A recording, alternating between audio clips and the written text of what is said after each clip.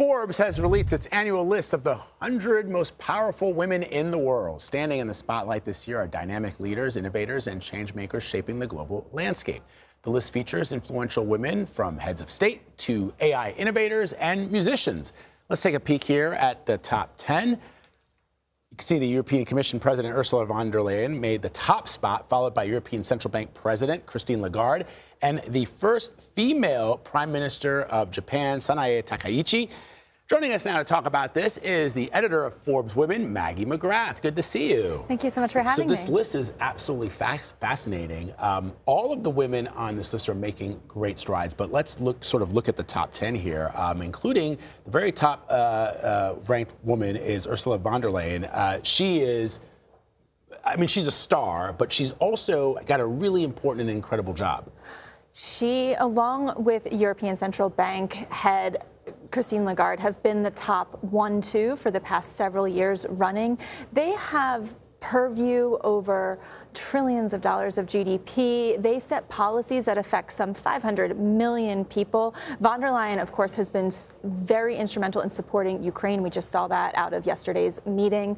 So they're pretty steady at number 1 and number 2, but as you pointed out, Sanae Takaichi, Japan's first female prime minister. Former rock and roller, motorcycle riding. A $4.2 trillion GDP. Yeah. She's made waves, but with her work statement in a country that has received criticism for a culture of overwork, but I think she is endearing herself by telling the citizens of Japan, I am going to work for you. And then rounding out the top 5, I think it's really interesting. Our entire top 5 is all politics and policy. We have Giorgia Meloni, the Prime Minister of Italy, and Claudia Sheinbaum, the President of Mexico. Yeah. All heads of state, all not Americans. To find American power, you have to go to the rest of the top 10, where you see a lot of corporate power. We have Julie Sweet, the CEO of Accenture, Jane Fraser, the CEO of Citi, Abigail Johnson, the head of Fidelity. It takes getting to the corporate world where you really see American power. What's so interesting is it kind of tracks, right? We are an ultra-capitalist society, and so it would make sense that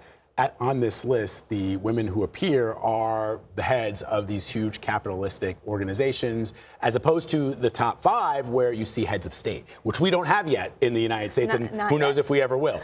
And given some of the public polling around confidence in female leaders, what we've seen and the sources that we've talked to are showing that in the G7, regular people have more confidence in female corporate leaders than they do in political leaders, which kind of reflects what we're seeing. I know there were some elections last night locally that perhaps provide some promise, but where there's real progress is really, we see among the billionaires, we see among the founders, we see more women in AI on this list than ever before, and I think those are the pockets of promise. So joining the list, a newcomer to the list is our own CBS News editor-in-chief, Barry Weiss.